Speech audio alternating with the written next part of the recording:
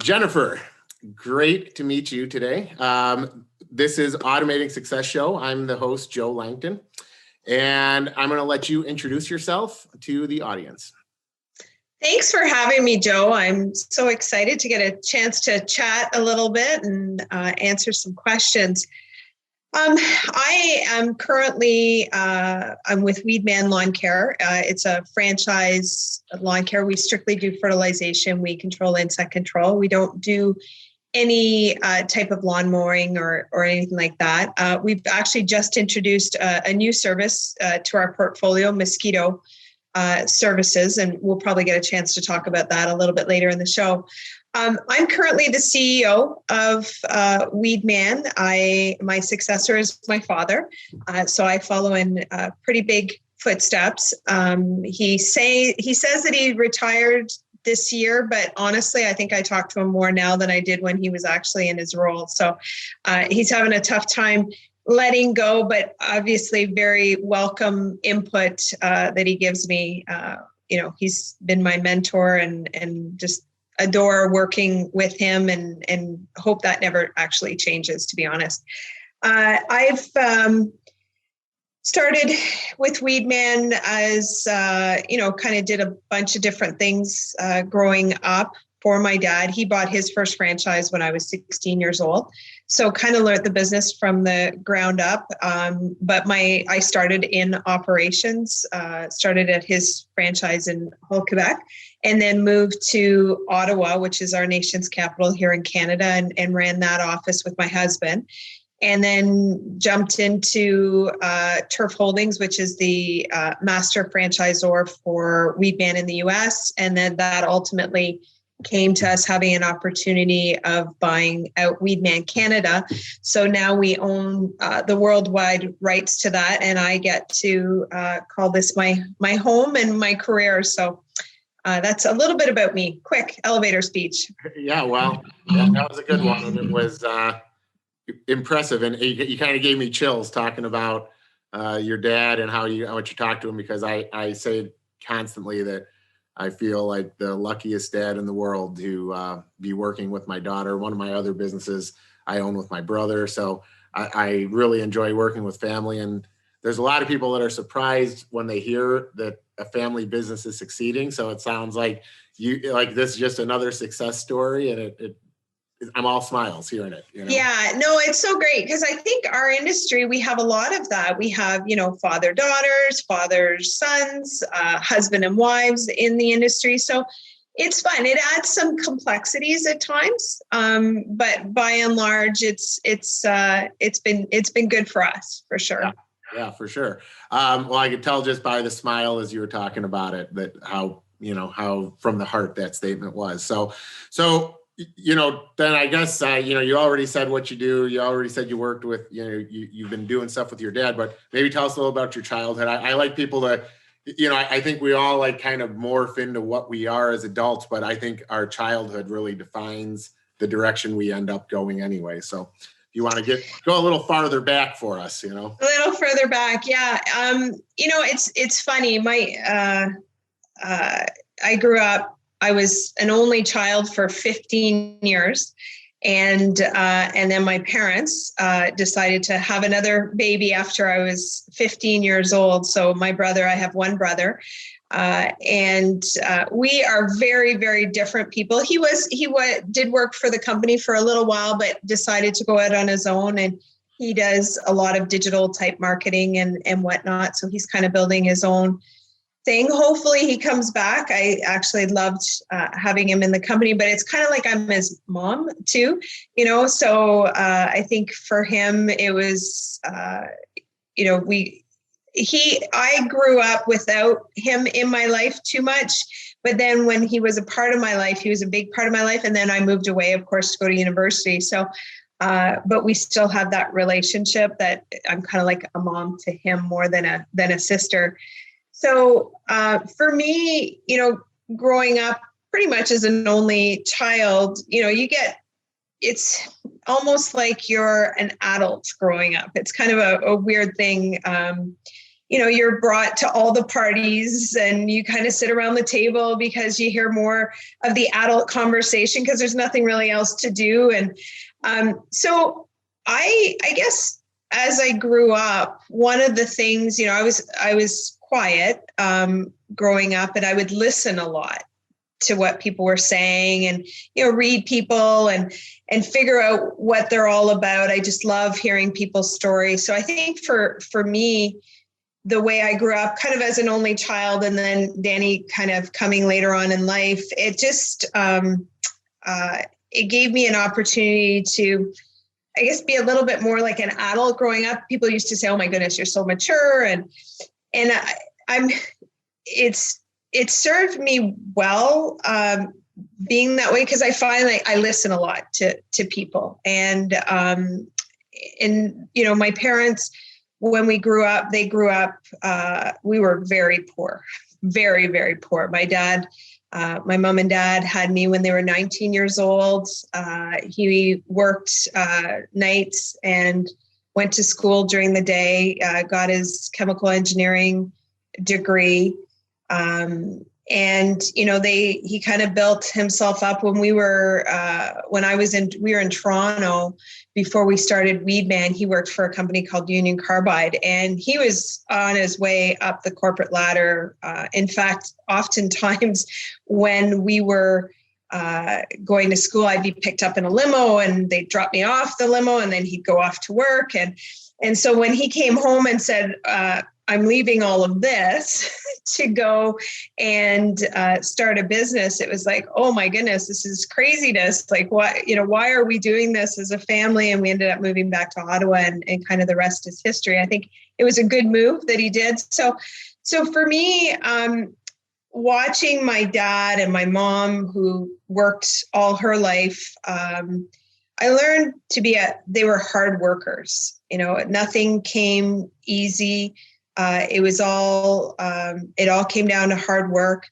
They included me in everything. Like I said, I was always brought to all the parties and, got to hear all the conversations and sit at the table with the aunts and uncles. And just all of that has really kind of, I think, shaped who I am today, watching them work hard and treating me as almost like not just a kid at the table, but an adult. So always valued my opinion and always looked to me and talked to me like I was an adult. So I know that was a long-winded answer, but that kind of, I think, shaped who I was. And I was thinking about that question,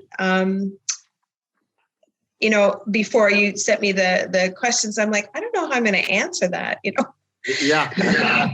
Well, I think that it's, so I found out I was having a daughter when she was 19, and she is also an only child. And I met my fiance when Julia wasn't quite 15. So you guys actually have a lot of parallels. I'm really sad she's in school right now. It's not on this podcast, because she'd be sitting here right now, and I would literally want to ask her. So I'm saying it so she hears it. Like, there's some parallels there that I never thought about. The fact that, yes, as an only child, I took her every place, and she was always at the table because there was nobody for her to run and play with. And people are always commenting how she's like 20 going on 40. And I never thought about why that was. And now it's interesting you say that. And that's an awesome take. I'm so glad you answered it the way you answered it. Yeah. Yeah, that's awesome. So then going back then, okay, because obviously you said you went away to college. That's when you weren't around your brother as much and stuff. Looking at where you're at now in your life, is it, like, obviously you were sitting at the adult table as a kid, then you go away and go to school, and now you're running this massive organization. So is it a combination of all, or do you almost look back on it and like what's the parts of your life that probably you feel like drive your success the most? I think for me, what drives me is people. I love people. I love, people say, well, why are you always pushing to grow the company? Why is top end growth so important? And I know that if you're not growing, you're going backwards. If you're growing, you're creating opportunities for people. And it could be existing people in your organization that want a promotion and that want to go somewhere. You're giving them a career path. So for me, that really drives me when people go, oh, it's all about the money. It's not. It really is. There's only so much money that you can make and all of that. What makes you excited to come put your 2 feet on the ground every morning? For me anyway, it's people. And when I was running the Weedman franchise in Ottawa, prior to that, when I went to university, I was in political science, and I thought maybe I'd go through and become a teacher. I really thought that would be something that I would enjoy. And then when the opportunity came up and I joined Weedman, I realized that I get to do this every single day. I get to teach people. I get to work with people, teach them, mentor them, and grow. I've got some employees that I hired back when I was running the Ottawa franchise that are now working with me here at Turf Holdings. They've been with me for over 25 years. So I just love people. And when I realized that I got to do what I love to do every single day, that's when I knew that I was in the right place. You might be my best friend up in Canada now, because we're totally aligned with that. I could, like, my people, my team, I was going to listen to this podcast and just be like, wow, and I think it speaks to your leadership. That when you're that passionate and you want to teach and you want to do the things that you do, it becomes so easy to become a great leader, because you're not even trying. It's just, it's what you want to do. So I applaud you for that. And by having people that have been in your life for 25 years, you're doing something right. Because our industry is the type of industry where people try to poach and pull away, and they're always looking for the best deal. But you can always tell the people that have something really special going on when they have those 25-year employees. So yeah, it is special. It is special for sure. It really is. Yeah, it's like your work family. It's like I always say, I have my work family and my family. And it's like, yeah, and you know what? You spend sometimes more time with your work family than you do with your own family. That is true.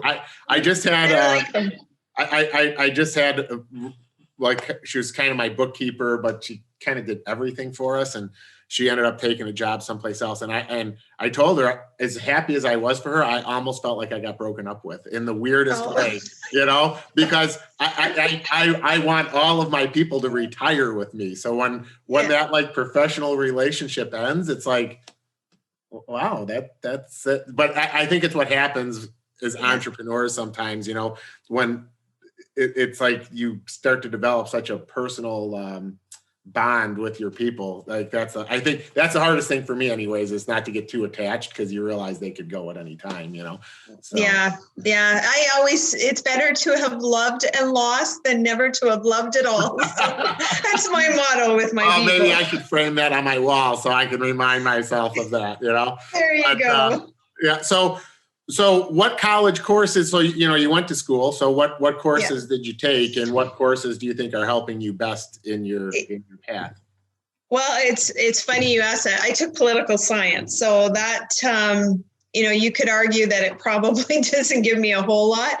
I did go back and took some accounting courses in college after university. And truthfully, that was something that I knew if I was going to continue to grow and evolve, I needed to understand financials and understand kind of the nitty gritty of accounting and where to find things.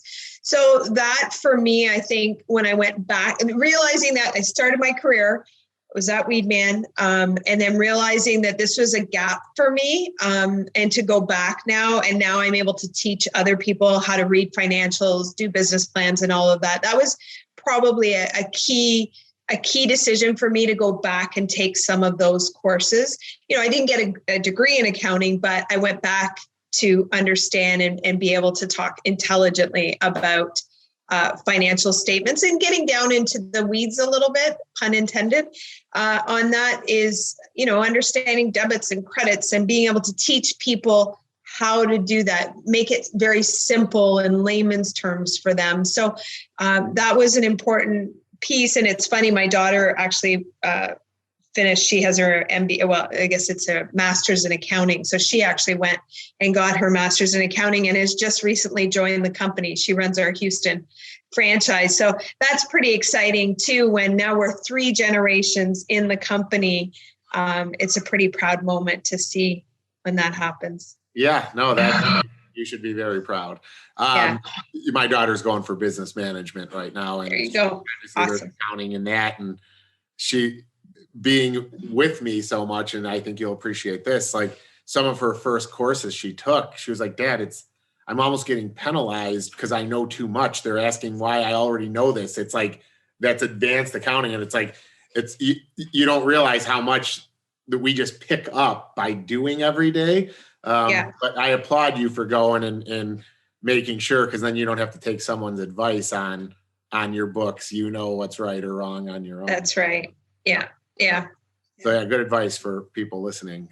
So tell us about your first franchise, We Men franchise in Quebec then, and takeaways. Like obviously we all are learning all the time. So was there any takeaways that, as you started growing, what you're doing, what you're doing? Yeah.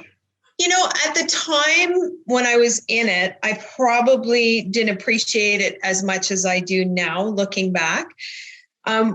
When I was working, that was my dad's franchise in Hull, Quebec. So before I joined the company, he wanted me to go train in this operation. And then the following year, my husband and I had our very own franchise, which was in Ottawa.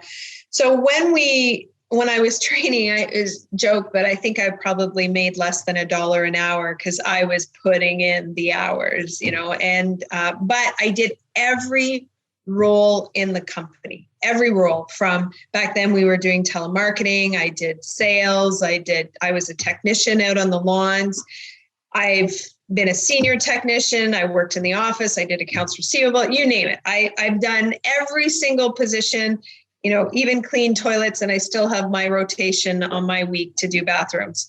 So I am not, when somebody's talking to me, I'm able to walk the walk, talk the talk, do everything in between. I understand what they're saying. I've been there. I've done that. I've been, on the hood of the truck because you're sweating and trying to fill out an invoice, or a customer that isn't happy and you're trying to talk them, off the ledge. I've done it. So I can fully appreciate what people are going through. And then to follow that up, we were we bought an existing franchise. It was small. It was 250,000 at the time. And my husband and I grew it to 2 million in 6 years. So, I've been there. I know what it's like to have that lump in your throat starting a business. And, you've just bought 4 brand new trucks, and that it's your job to fill each truck up. And there's, not enough revenue when we first bought. I remember we bought 4 trucks our first year, and I would be like, okay, yes, we got 1 truck filled. Yes, we got 2 trucks filled. So all of that, I think, really helped shape who I am today and the level of involvement that I can get in with my franchisees. I can sit in on a technical discussion and listen. My husband's really good at all the products and whatnot, but I get what they're saying. I know exactly when, they're talking about striping or anything like that. Like I've been there. Or I can be on the next call in accounts receivable and talking, process flow and how things are going. So for me, at the time, it seemed like it was a lot of work. I was working day and night, 12, 16-hour days, learning, but it truly shaped me who I am today and what level of support I can give my franchisees, for sure. Yeah, that's awesome. So when somebody gets started with a franchise with you, like what is Weedman's goal to help with people? Because obviously the podcast Automating Success, right? So like there has to be something you're doing to help these people to help them be successful. But at the end of the day, like you just said it, it's up to them to fill the trucks, So how do you tell that story and get these people trained up so they're successful and not there's not any finger pointing, because to me, being like an S corp, and once I go in, I'm the person. I sometimes wonder how someone like you makes a franchise model so successful, and hopefully you'll not mind sharing it for the listeners that might be thinking. No, absolutely. We for us, everything starts with a business plan. So we do what's called zero-based budgeting. And so just for the listeners, zero-based budgeting is we don't do incremental budgeting, meaning like this year we ended with X, we want to grow by 10%. So we're going to increase costs by 10%. We look at our historical data and we really categorize all of our database. So we look at renewals and we say, okay, last year we renewed at this much. For the last 5 years, we've renewed at this rate.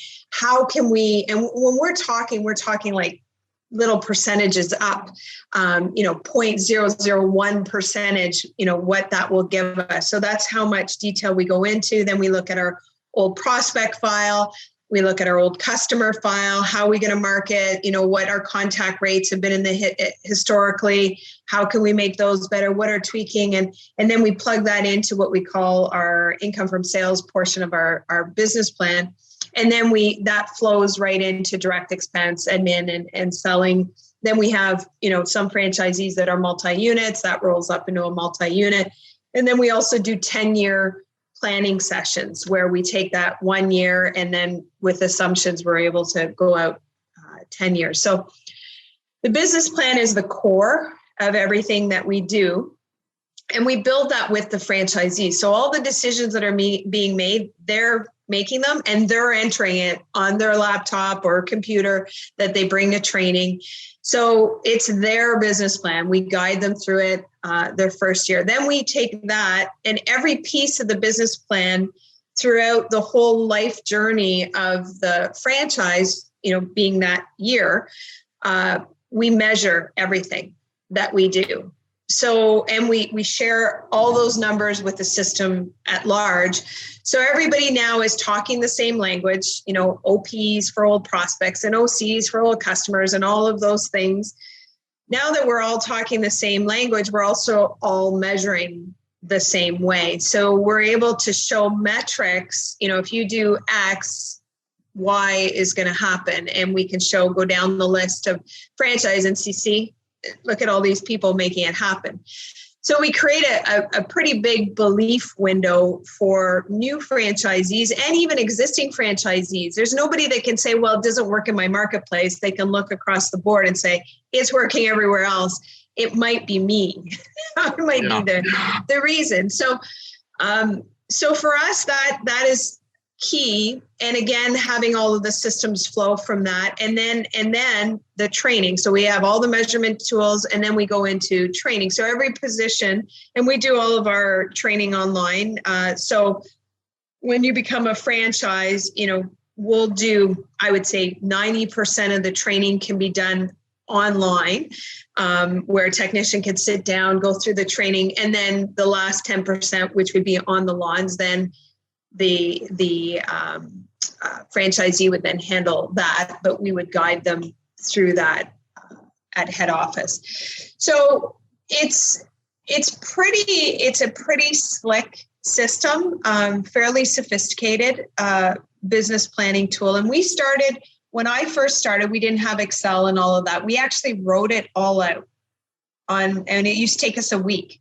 Mm-hmm. We would lock ourselves in a room, my dad and I, and a box of pencils, and we would write out the business plan. So renewals, we are going to do, we count the files that we had and then go through and keep all of our stats manually. So, of course, when Excel came along, it was like, oh, thank goodness it's here to help us automate some of that. So,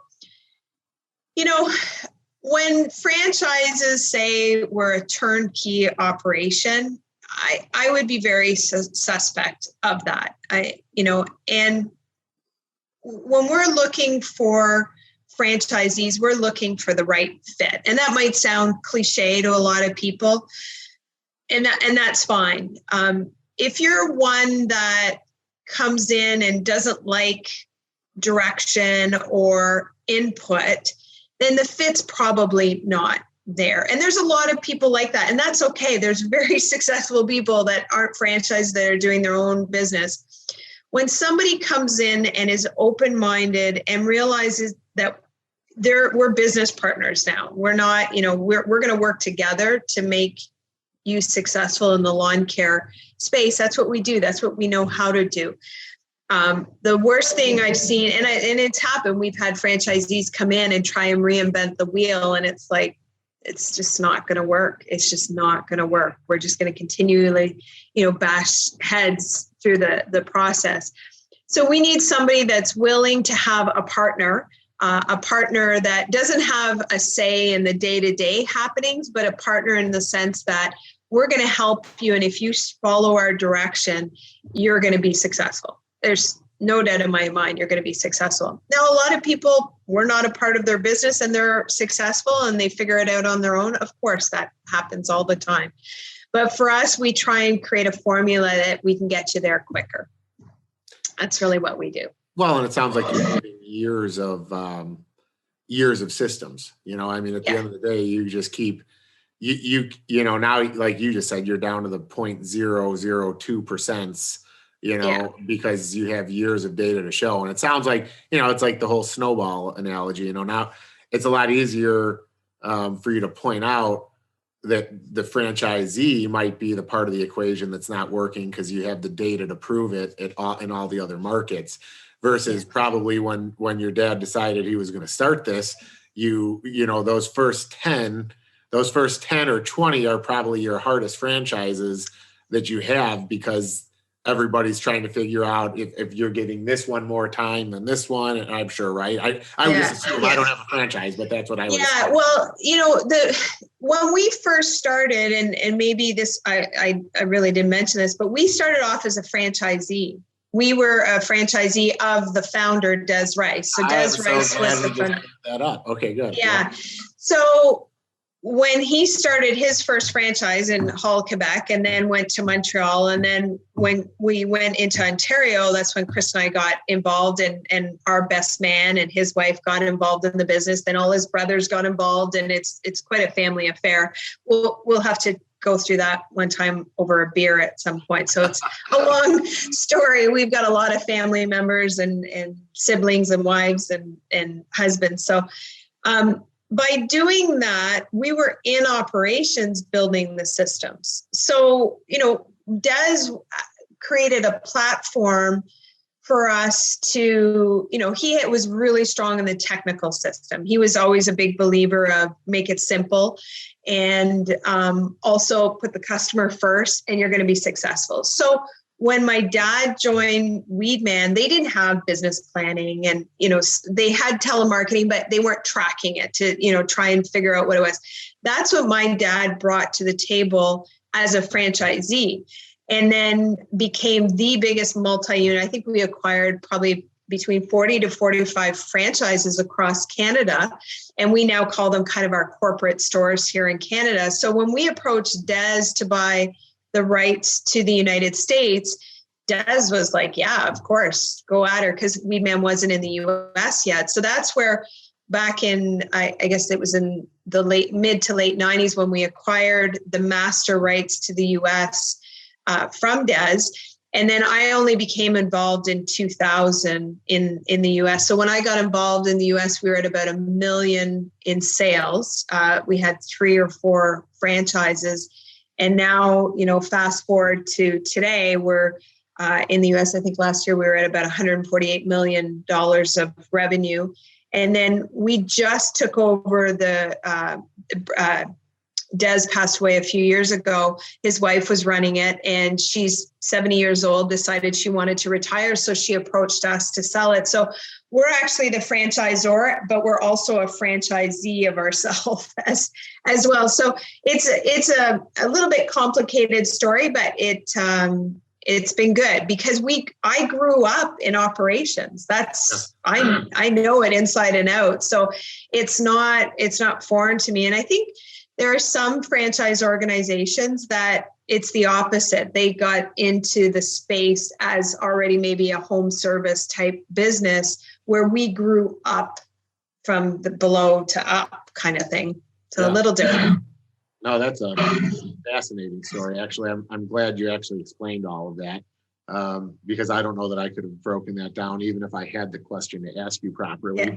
But it's actually really fascinating, because I don't think anybody expects to get started as a franchisee and then end up becoming the franchisor. But it just goes to show, the hard work and the dedication you guys put into the business. It had to show to the actual franchisor, which is what allowed you to be in the position you're at. So that's amazing. Yeah, no, it's been great. It's been really good. So, it sounds like, this is pretty much been what you've been doing your entire life. So like talking about any mentors in your life besides your dad, like were there any other people that you want to like bring up that really kind of like showed you the ropes and has made you the woman you are today? Yeah, there's a couple of people that stand out. So before I joined Weedman, which is probably one of the best things that I did, of course, he bought it when I was 16. I went to university. I also decided to work at the University of Ottawa where I was going. And because of that, I was able to go to university for free. So I walked in and got this job. I started off just filing and doing a few odd jobs, and I needed money. So I just literally walked into an office and said, hey, is there anything you have that I could do for you? And I just happened to walk into the right office at the right time. And they said, yes, there is. In fact, we have filing and whatnot, which then led to me working at the university full time in a position. I was the liaison officer, so they had distant education. So they had a teacher at the University of Ottawa, and then they would teach all the way up north in remote centers. And back then they had an electronic chalkboard and speakers at all the desks. So I would go in and be able to wire desks and make sure the teachers, all the information from the teacher was out in the centers and the coordinated tests and whatnot. So I did that. And my boss at the time was Don McDonnell. And he was just really a great, great first boss. He was this man that kind of would give me a little bit of the, you don't know when you're young, you're walking in that even politics exists in an organization. And he would pull me aside and he'd say, okay, when the girls ask you to go to lunch and, the front office asks you to go to lunch, you go, but you don't go all the time. And don't get bogged down in the conversations when they start talking about the boss, and because those conversations will come back to bite you. So that was one piece of advice that he gave me that I thought, wow, I'm just kind of learning the ropes. The second piece of advice, and I didn't really realize it was advice at the time, but before I left, I realized what he was doing. So every time if I had an issue or something came up, I would go into his office and say, okay, this is the issue. I don't know, what should we do? And he'd go, you have the answer, go back to your desk, think about it, and come back to me with a few solutions. So I did that enough times that I stopped going to him. So maybe he was smarter than I thought. But it made me start to think of solutions, that every problem has a solution. You just got to think about it and be strategic about it. And how do you prevent some of these things from happening? So then instead of going into his office to just discuss the issue, I was going into his office to discuss the solutions and the different opportunities. So that was really a helpful thing. And I've used that a lot in my career, using that strategy with people, because it's so much more fun to talk about solutions than talk about the issue. Yeah. So that was good. Now, of course, my dad, and, I don't want to talk too much about that because I'll cry. So we'll skip over that. But he's meant clearly a lot to me and my life and both professionally and personally. But also when we went into the US, we solicited, we have what we call sub-franchisers. So they're really our partners, but we've sold large geographic areas. So we were the master franchisor, and then we met some really great people, and we sold them a sub-territory, which meant that they would buy a large geographical area, and then they would sell franchises in that area and also support the franchisee. So we would support the sub would support the franchise in half of the US, and the other half it's direct to us. So everything that we do, we run through them. So they also have operations as well. So they have a Weed Man franchise, they're a sub, so they're kind of in the thick of things. We use them as testing areas, but every decision that we make as a group. And originally we had 13, and now we have 10 of those subs. And every single one of those gentlemen, happens to be gentlemen, some of them are couples, but have challenged me to a certain degree, have coached me, have mentored me. So it's been so cool to have so many different perspectives, and these guys were very successful before they joined Weedman. Most of them had built a lawn care company, sold to True Green, and then got back in after their non-competes were done. So they brought all of that experience to the table, all of that doing business maybe a little differently than we did, and working with them to bring them into our systems and them speaking our same language, and learning from them has been instrumental in my career. And I've often been the only woman in the room, but have never felt like the only woman in the room. And it's because of them, being there and supporting me and allowing me to be who I am. I mean, I've been doing, before becoming CEO, I was the chief, whatever that means, operating officer. So I've been kind of doing this role for a long time. And without them, I wouldn't be who I am today, for sure. Well, you said thanks to them. I would say a lot of that is also thanks to you just fitting in the room, and just, because I think people have to feel comfortable on both sides. This is one of the things that I always, when I'm mentoring my daughter, is just to remind her that, it's like, I'll say it like this: if I'm going to be in a room full of women, I have to fit in with the women. And if you're going to be in a room full of men, fit in with the men, Yeah. And it's one of the things that this might get me into some trouble, and I might get some bad emails back on my podcast for that. But I mean, at the end of the day, we're all human beings, and people just want to feel comfortable with people. So it sounds like they made you feel very comfortable, but it likely is because you also made them feel comfortable. And I just want to make sure that I express that as a man talking to you, because it's important to say, Yeah, you're right. There's so many taboo things that you can't talk about, but it would be, even if I was a man, if I walk into a room and demand respect, probably not going to get it, right? Yeah. If I come into a room and earn respect, that's, whether you're a woman or a man, you have to be self-aware of yourself and what you're behaving. So I don't think you're saying anything wrong. I think you're pointing out a very relevant point. Just because I'm a woman, I shouldn't demand respect. I need to earn it, and I need to work hard to earn it.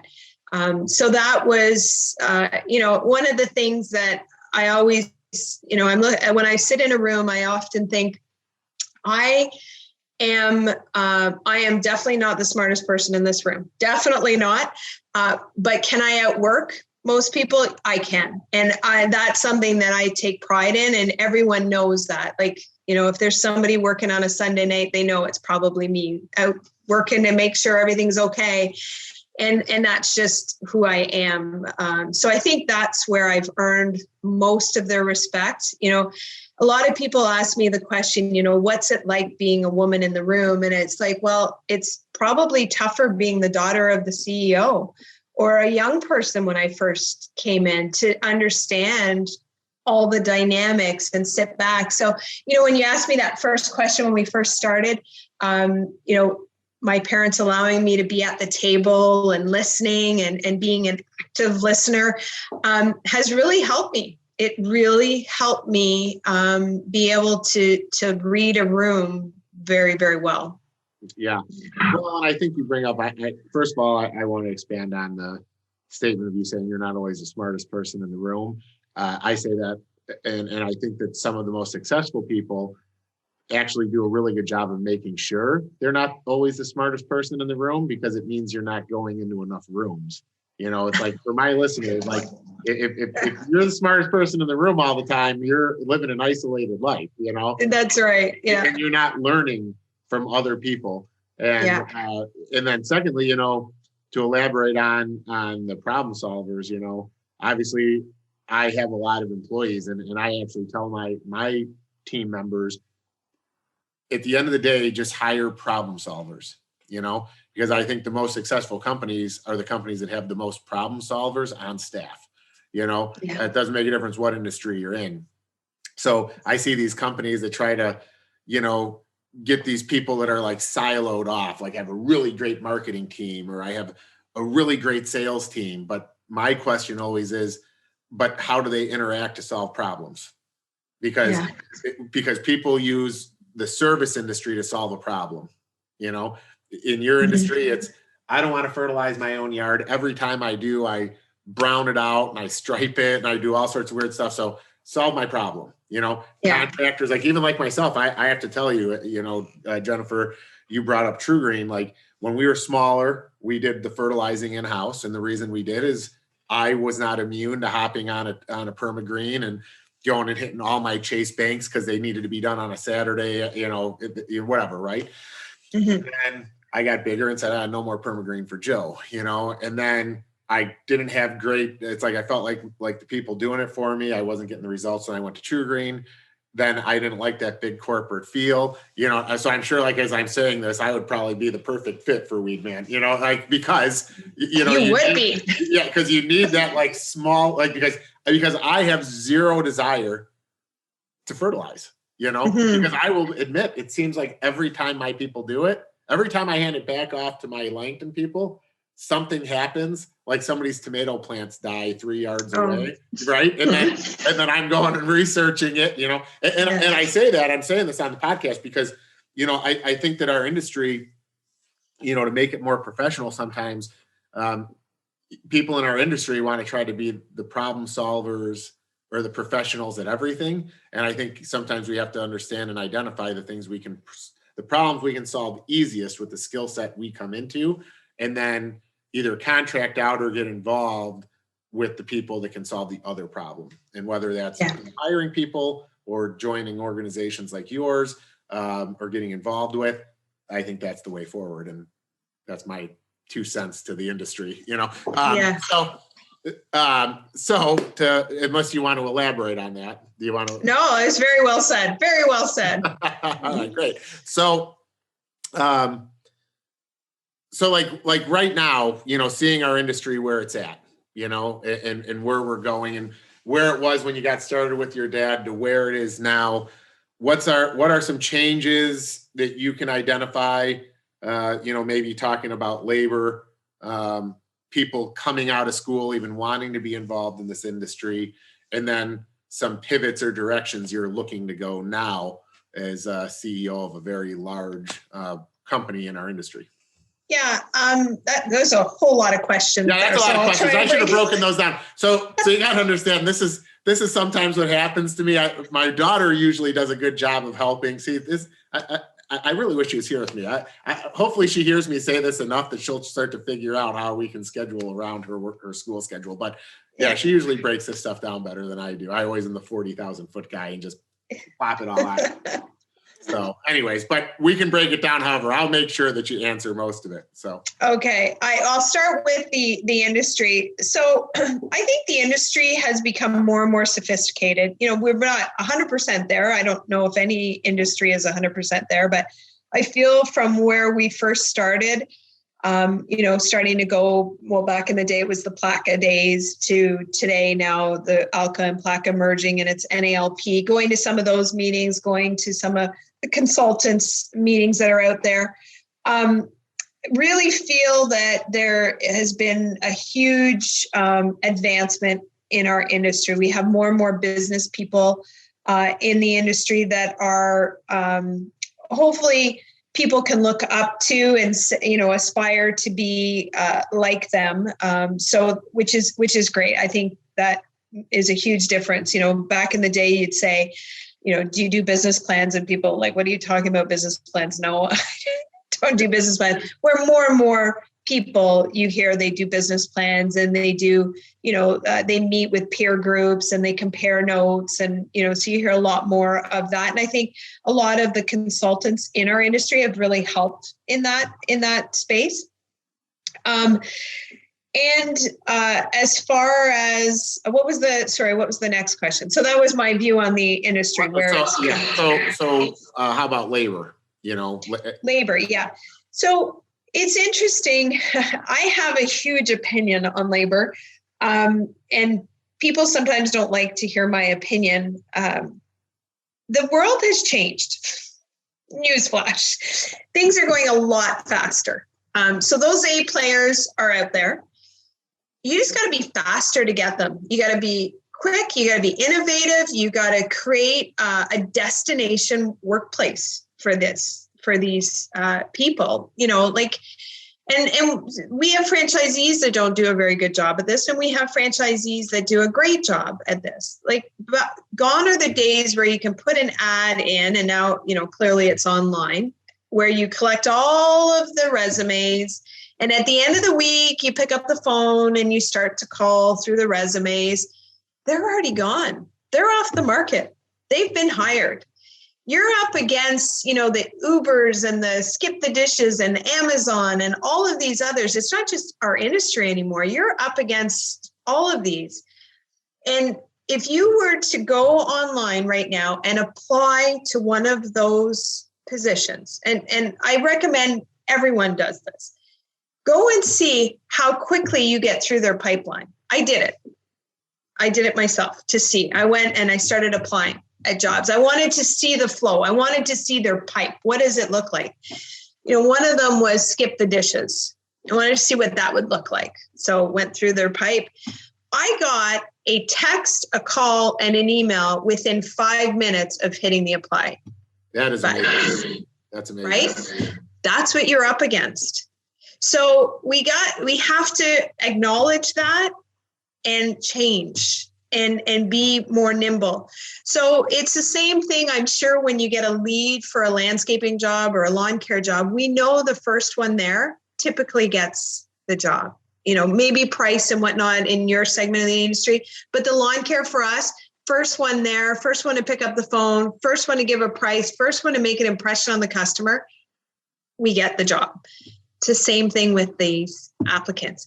I think the hiring cycle, which may have been, 20 years ago, could have been a 2-week cycle. It's less than 24 hours now. You have to get them into the pipe, get them interviewed and hired and into your orientation within 24 to 48 hours from that initial raise your hand. And the people that have done that are successful. The next thing is we have to stop talking about millennials like they're not in the room. We have to stop doing that. We can't have it, it's the millennials. It's this. You know what? People behind us, are the baby boomers, probably talked about us exactly like we talk about the millennials. And I think we did pretty good. Yeah, maybe they look at things differently, but that's not a bad thing. I've got a ton of people that are millennials in our company that are fantastic. I would put them up against anybody, any age group, and they're amazing. So we have to stop talking like it's us against them, because it's not. They're our future of our company. So we better adapt and make it a place where they want to come and work. So, and I'm very opinionated of that because I am a watcher of data. And when I see something, I look for gaps, and that's what I do. That's my job. I look at numbers so I can see how long it's taking my franchisees to get back to a candidate. And I watch that. And then I watch their results on their marketing and sales. So I know that this is happening. And when people ask me that question, I'm very passionate about that. So first, I love the passion. And secondly, I agree. Actually, I agree very much. The one thing that I would add to it, though, is, and quite honestly, it's why I'm getting, for my landscape company, Langton Group, why we got so involved in automation, because it's not that people don't want to be in this industry. They just don't want to walk behind a walk mower anymore. So at the end of the day, millennials are about technology. So I kind of ask the question because I get a lot, and I'm very passionate about this, where people see what I'm doing with automation, and we're going to kind of undress it a little bit here shortly because you're going to be doing some stuff with automation too. And you get you're taking jobs away and you're doing this, and you're doing that. And one of the things I always say is, first of all, I have what I call the grass ceiling when it comes to mowing grass. Okay. So it's like, you're doing fertilization, and there's a license that needs to be carried to that chemical application. And there's a certain level of professionalism that just comes with the job, because at the end of the day, you're mixing chemical, and most consumers are like, yeah, I don't really want my fertilizing person to mess up. I'll pay the money because I don't want to fertilize. But in the industry of mowing, like mowing grass, there's this perpetual cycle of people feeling like they don't get paid enough. They go start their own business. They don't understand their costs. They keep the value of mowing down. Okay. So then when a professional organization tries to raise prices, the consumer says, yeah, I'll just pay the guy in the truck, but I'll have you build my patio. It's kind of what's happening, which makes the industry fragmented. So one of the things that I've been speaking to, and one of the reasons for this podcast, is to let millennials know, like, hey, we can start doing lawn mowing with technology. Okay. You can monitor an app and make sure the mowers are working. And your morning can start out with get up at 7:00 in the morning and go do the resets where the mowers got stuck, and then fall into line trimming or string trimming and doing the other tasks. And this is just on repeat. And now they all feel like they're their own little bosses, because the thing that I always like to elaborate on is our schooling system has changed also, especially now with COVID, because it's all remote learning. But, whereas we used to do stuff in class and it's like you do stuff out loud and this and that. Now these kids have laptops. There's a presentation loaded in. They're expected to go through it, pick out the things they like. So they're kind of their own little bosses. And I think that's the one thing that our generation sometimes doesn't identify is we want to put everybody in crews and identify you're the leader and you're just going to be the person that works under this leader. But they have more of like a circular type of viewpoint on life. They don't want to see hierarchies. They want to see, like, how am I going to contribute with the person right next to me?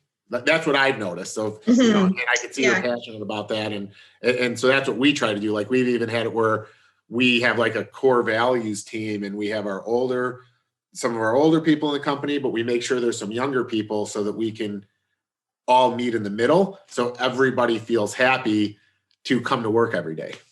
So. Yeah. And that's exactly it. Like, I think any segment of any age group wants to come to work and have fun. Like, why would you not want to? Like we said earlier, we spend more time with our work family than we do our sometimes our real family. So for me, that's got to be an important part, like, as an owner of a company, sometimes you have to look at your company with a lens of as if somebody was coming into it, like, what does your company look like? You're so busy working in it, but you need, like, as we look at these issues, you kind of have to look the other way and look at from the outside in, what are people seeing? Or ask your kids, go through our hiring process, or somebody that like, give me your opinions, your thoughts. And that's, sometimes I think we're afraid to do that. And I would say that's not unique to our industry. I think as owners, sometimes you get so caught up that you think you know what you're doing and whatnot, but having that look from the outside in, or looking at other industries and looking how they're doing things and how things are evolving, are just so important. When I first started, you did competitive analysis within the industry. You'd call up some of your competitors and check what they were doing and whatnot, but it's got to go beyond that now. You can't just check what your competitors are doing. You got to check out what other industries are doing to be attractive to the millennials and the next generations that are coming up through. I think it's great that you bring up the other industries, because that's something that traps our industry kind of in the bubble that it's in, which is we're always just looking at what the person next door in the industry is doing. But you are right that people, they're not stuck in an industry anymore. They'll go work for Uber. And I found that in snow removal this year has been crazy, because with all the delivery drivers, it was the hardest year for me ever to find CDL truck drivers, because I hire them for $30 an hour, but then Amazon hires them for 18, but it's full time. So they start work in the morning and they come home at night, and they don't have to wait for it to snow. And it's like, wow, I mean, you're seeing, you were spot on with what you said with that. Yeah. When was the last face-to-face that I went to? Because Canada's in lockdown. We just can't even leave our country right now. We can't even leave our houses barely. But I was at the GIE, I don't know, 2-3 years ago. And, labor's always been a point of discussion. So went over to Jimmy John's in Louisville, went for a walk to grab some lunch, and was standing in Jimmy John's. And of course, it's not just a topic of conversation at the industry events, it's topic of conversation amongst our Weedman franchisees. So I'm sitting at Jimmy John's in Louisville, Kentucky, and the place is jam-packed full of employees. Like behind the counter, it was lunchtime, there was lineups. I was waiting to get order my sub, and they were high-fiving each other, having so much fun. And I'm thinking, Jimmy John's, like, what are they probably paying these people? I don't even know. But this is what was going through my head as I'm standing there going, if they can attract people to work behind a counter making subs, then surely we can figure this out and hire people that can work outdoors, enjoy the outdoors. Some of the benefits that we offer in our company, we have to be able to track these kind of people. They're people that are having fun on the job. They were smiling, they were happy, and they can't be making more than minimum wage. If they are, it wouldn't be very much more. And we're paying way better than that. Why can't we get these kind of people here? Well, I think Jimmy John's offers flexible work schedules. Yes. Shorter hours, okay? Mm-hmm. Because this is what I'm seeing. It's like, if I hire a younger person, I don't want to label them millennials. Just if I hire a younger person, there's this after 7 to 8 hours, it's literally when are we done? When are we going home? I mean, I could pay them double time after 8, and they still just want to go home. Yeah. So, but here's the thing: is it our place to tell them that mentality is wrong? No, it's just we have to adapt. That's right. Yeah. We have to figure out, okay, well, now maybe I have to hire some extra part-time people to cover that extra work. I don't really know. So it's about adapting to what's out there right now. Now, personally for me, my adaptation is, 200 robot lawnmowers right now mowing grass because nobody wants to mow it, Yeah. But now I just have technicians that monitor that. And what's nice is their schedule is flexible, because it doesn't make a difference. Like if I have a technician call at 9, and if they call me at night and say, hey, I'm going to go let my mom's dogs out before I come into work, I don't really care, because now I don't have no one is waiting on them. Okay. That's right. Yeah. Like one of the things I've done, Jennifer, is I've changed it so there's one technician to a robot crew. There's not 3 people. So in my industry, and so maybe it's a little different for you because a fertilizing technician is one person gets in the truck and goes. For us, if one person is an hour late, two people are waiting on them. Yeah. So for landscaping, it's even harder, Yeah, true enough. Yep. So. Yeah, no, very, very true. And I can see that as being, so look, you've adapted, you're changing the way. So you're going to be a front runner in this industry. Yeah. So that's awesome. So have you seen any effect for your guys' business? And I think I already know the answer to this because I know my answer, but with COVID, did it affect Weedman at all, or did it actually help you, hurt you, or what do you think? It helped us. Like we had a record year last year. Honestly, it was very, very good. And we do a lot of our marketing we do through door knocking. That's how we acquire a lot of new customers. And that was turned off like overnight, we couldn't do that anymore. So, and, you hear this word, it's probably overused right now, but we had to pivot on a dime. We had franchisees that were still leaving paper invoices and everybody went paperless last year. We didn't have a choice. So we went paperless. We had no contact whatsoever. Right down to we lost the door knocking. So we really had to ramp up our online digital presence. And, so we just had to change, well, like everybody else, really change our mindset. But it really was a home run. And our franchisees were incredible. It was, our subs were so awesome to work alongside with, because we were having, at times daily calls with our franchisees, national daily calls, just to make sure we were communicating all the way through all of the changes we were making, having to get them out trained on this. Most of our offices ended up switching all of their salespeople were working remotely from home now. So, that was a huge burden on our, API systems and servers and all of that. So, you had to do load balancing and whatever all those IT things are that we needed to do. But everybody just went with the flow and everybody just trusted us. And, there were some days when we didn't know what the heck we were doing. But we were in it together. And that was our message, not sure I have all the answers, but we are going to work really hard to make it happen. So it was, and my team at THI Turf Holdings is just an incredible team. Like they were just troopers and working very, very long hours. And we were just so aligned. Whatever we did was to help the franchisees, and the franchisees knew it. And that was very helpful. It wasn't like they expected it from us. They just knew we were going to deliver. Like it was just, we're in this together and we're going to deliver what we need to do to make sure the customer gets serviced. And so a lot of internal changes, a lot of changes that are going to last forever now. Like they were great changes. Now we're paperless, we're saving money and we don't have the print costs, probably bad for the print industry. But anyway, so that for us was very good. And like I said, I think home services really exploded last year. More people are working from home. People can't go anywhere or choose not to go anywhere. So they're staying home. So they're spending more money on their homes. They're not spending money on going out to dinner or taking those big vacations. They're spending it because they're staying home. So for us, we really saw a really good boost to the business.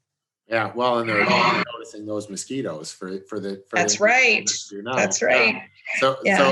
So maybe break into that a little bit. The pivot there. I mean, when did you guys start going from the actual fertilization to start to get into the mosquito market?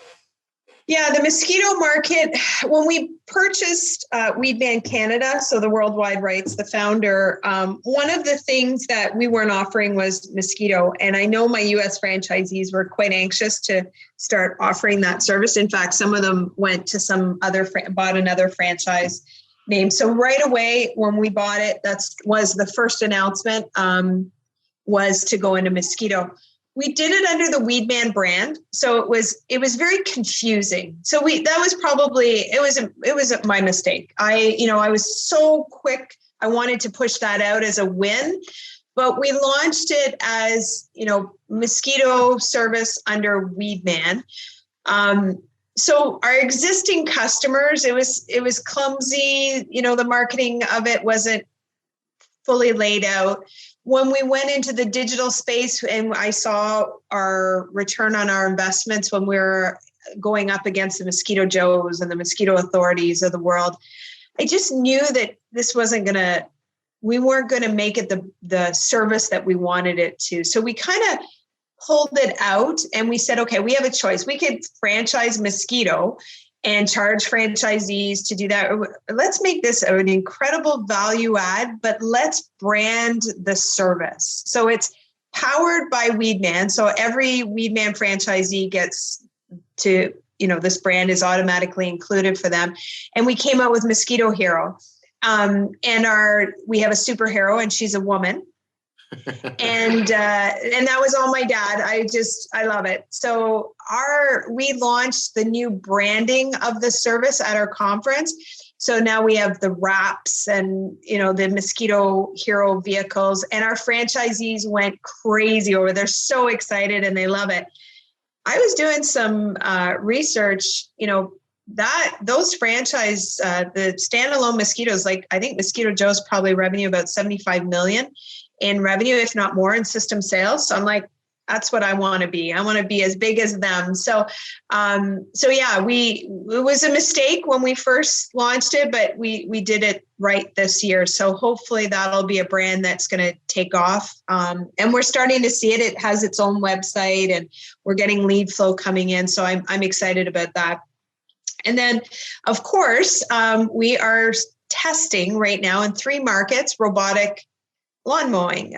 We are doing that through a completely separate brand. So it will not be done through Weedman. It's going to be a brand called TurfBot. We're hoping that Weedman franchisees are going to latch on to this because there's a great opportunity. That's our target market, right? Is lawn care residential customers. So we're really excited about the brand. We're in our second year of really testing it. This year, we're seeing how retention rates are on this for the customers. Our biggest thing is, if you're going to launch a franchise system, you got to make sure your franchisees can make money. That's number one, right? If they're not making money, they're not going to be happy and you're going to destroy your relationship with the franchisee. So for us, really monitoring, measuring all of this. So it costs a lot to gain a customer. And in lawn care, we know what that threshold is because we understand our retention rates. So when your retention rates, as you know, everybody knows this, your retention rates are higher, you're willing to pay more for a customer. So those two aren't in silos. They kind of have to go with it. So if our retention rate with TurfBot is at 85, 90%, then we're willing to pay $500 to acquire a customer because the internal rate of return on that customer is going to outweigh any negatives there. So we need to understand that. And that is something where we're getting there. We're testing in Atlanta, in Madison, and in Columbus, Ohio. Atlanta is projecting, I think they have about 100 mowers out on residential. Madison about the same, but what they've done this year, which they're going into install season, just from January to today, they've sold, I think it was 57 mowers as of yesterday. So they've caught on. So now they're at 157 mowers and, hopefully by the end of the year, I think they're projecting about 225. So we've really got a good test under our belt. The first, as you probably know, installing, there's that puppy stage with the mower, and you got to understand all of the technology glitches, and it's usually the installer that created all the glitches. But so learning that, the technical side of the business took us a little bit to get that all ironed out. Now we understand, we know exactly how to market to the homeowner. But it's tough when you're creating an industry. You're not like, it's not just like we're selling mowing services. We're selling robotic mowing services. So, there's nobody really ahead of us showing us the way on how to do this. We're inventing an industry. So I'm so excited to hear you guys are doing it. And the more people in this space, the better. I talk to anybody if they're thinking of getting in, and not necessarily through TurfBot. If you're thinking of doing it on your own, still would love to talk to you, because there's so much we can learn from each other on this. And we're creating an industry. That's what we're doing. No, and I mean, I'll tell you one of the things. So we've been doing it for 5 years now. Started with 4, and it just keeps rolling out from there. And the biggest thing is consumers always want to know an ROI, right? And this is my biggest thing I like to speak to make sure every person doing this in the industry doesn't allow it to happen is, and honestly, the manufacturer does the manufacturers do the worst thing for us with this. They want to come in and say, yep, we can do it for the same price, but we can be cheaper. They want to sell on cheap. Well, what they're missing out is the fact that lawn care is already too cheap. That's why landscapers don't want to do it anyways. You don't make any money. So I actually told one of my salespeople this the other day. He said something about apples and oranges. And I said, listen, tell the customer they're used to buying an orange and we're selling them a sack of oranges, okay? Because we are giving daily mowing. So if we can get close in the number to be giving daily mowing at almost a weekly price, we're good.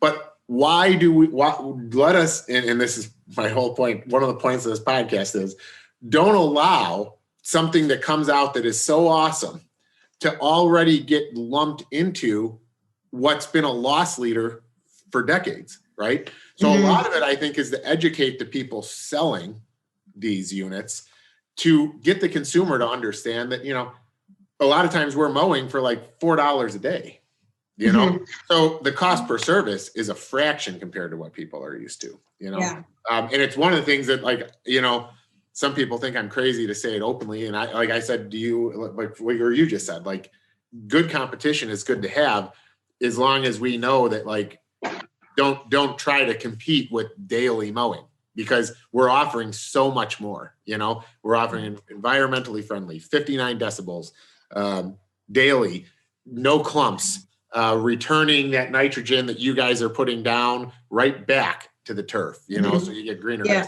There's so many benefits, them. Oh, yeah. But the grass is unreal. The one thing that customers want is, it is unreal how beautiful the grass looks. It doesn't have the striping, and some customers really like the striping, but let's face it, the striping's gone in 2 days anyway, right? Exactly. But it is unbelievable, the color of green of our robotic lawn mowing customers. It's unreal. And am I right? Would you agree? It's like an emerald green. It is the deepest green. You would actually think people like us spray paint the lawns for marketing. I mean, that's like how night and day drastic it is when you look at it.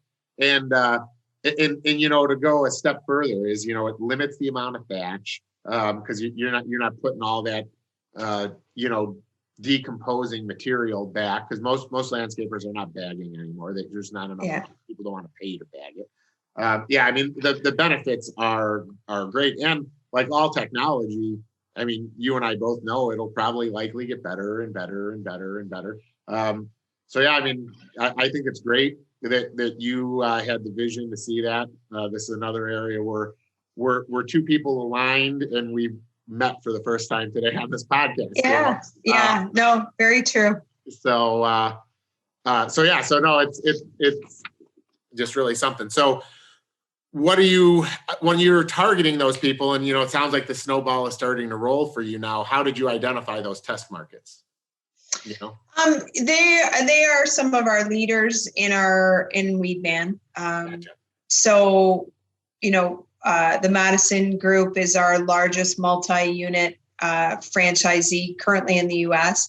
Our Atlanta office is the largest Weedman single unit Weedman. So, and they were very keen. They're, always trying new things and, cutting edge and very, very sophisticated ownership groups. And we have a lot of those in Weedman, but they kind of raised their hand first.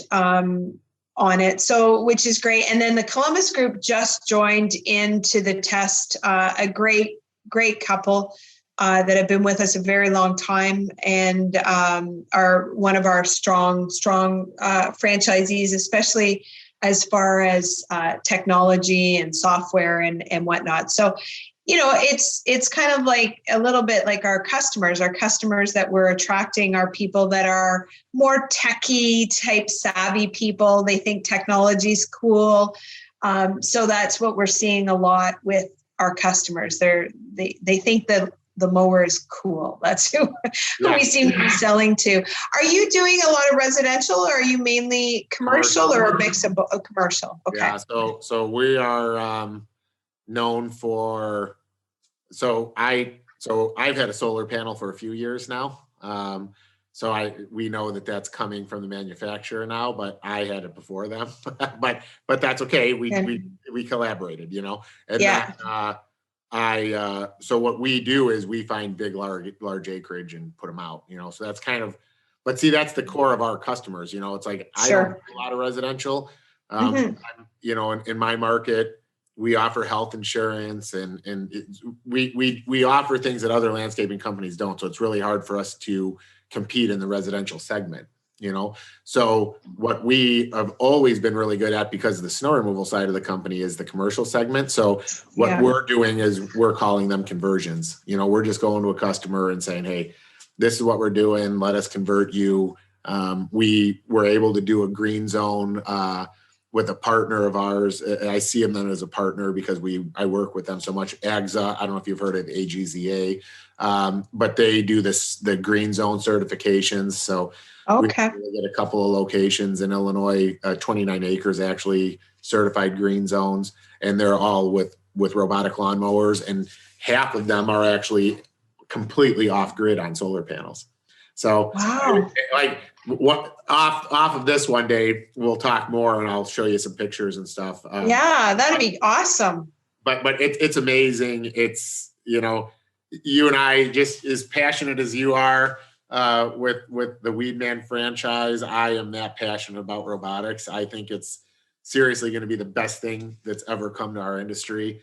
And like I said, I get excited anytime I can talk to somebody that kind of sees it also, because as you probably already know, 95% of the people you talk to about it are like, and they don't want anything to do with it. And right now I'm okay with that because it's better for us. But, but one day the consumer is going to catch on, and it's going to be crazy, Yeah. For us, for us to be able to franchise this, our model is, if we can't just look at adding 100 or 200 mowers, for us, it's got to be thousands of mowers. So that's why we're really trying to do these test sites, like very, very, like we run a weed ban, we're doing the testing of this concept with residential, to be able to take that and franchise it. Weedman has never really played a whole lot in the commercial space. We've really focused on residential. So if we're going to capitalize on what we know as far as marketing and all of that, that's the space that we're probably going to stay in. So this is perfect. Yeah. We can be in the same space and not compete all the time. Exactly. Well, and that is really the way it's going to go, the thing about it is, if you can develop these relationships early on, you can kind of give feedback each way, and it'll help the industry evolve faster. I mean, it's crazy to me. I always think it's funny that we think as Americans, we're so advanced technology wise, but when I tell people these have been out in Europe since 1995, they're like, what? I'm like, yeah, because we're behind. Behind. In Europe, they see technology and they embrace it. It's like, I'm scared to put any Facebook advertising out about what I'm doing with a robot, because I know I'll have 100 comments by the end of the day talking about how stupid I am, how it's going to ruin the industry, how it doesn't mow lines. I'm going to come steal your robot. I mean, this is like what happens when you put it on Facebook. And because you realize people just want to hate on it, Yeah. But then once their neighbor sees, once you're a next door neighbor of somebody with one, and your landscaper fires up the lawnmower, but the neighbor has it, and so your landscaper comes, makes all this noise at your house, it leaves, and then you hear that quiet robot go past your window at the neighbor's house. You're like, holy shit, there's a better way. Yeah. Enough of this. I'm going to fire my landscaper. And that's why I'm not surprised to hear you say they just sold, what'd you say, an extra 100 or something in that market. Yeah. Because that's what happens. I mean, I was just on the phone with somebody that buys their robots through us. And I told, his name's Joe also. And I told Joe the same thing. I said, hey, you just make sure you make that customer with that robot happy. You don't mess up that relationship, because you won't have to hire salespeople. They will talk to the neighbors, and you'll just start installing them.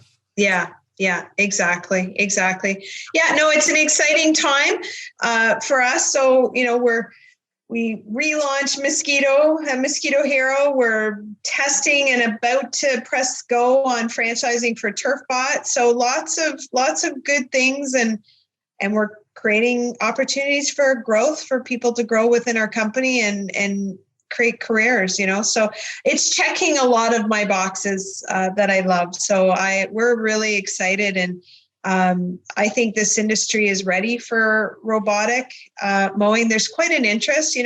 I've had more calls since I've spoken on a couple of panels, and believe me, we're new to the space. I get more calls asking me questions about robotic mowing than I do about lawn care. So it's you can see people are interested. So hopefully it'll be sooner than later, and it's going to catch on. It will catch on. Yeah. So I know we're getting close to our time that we allotted here. I don't know. I know you're a busy woman. You probably have to hop off, but I guess I'll end with, at the end of the day, you kind of explain why you do it, but like, what do you want to be most remembered or known for? What's your legacy? It's a great question. It's a tough one. And I don't,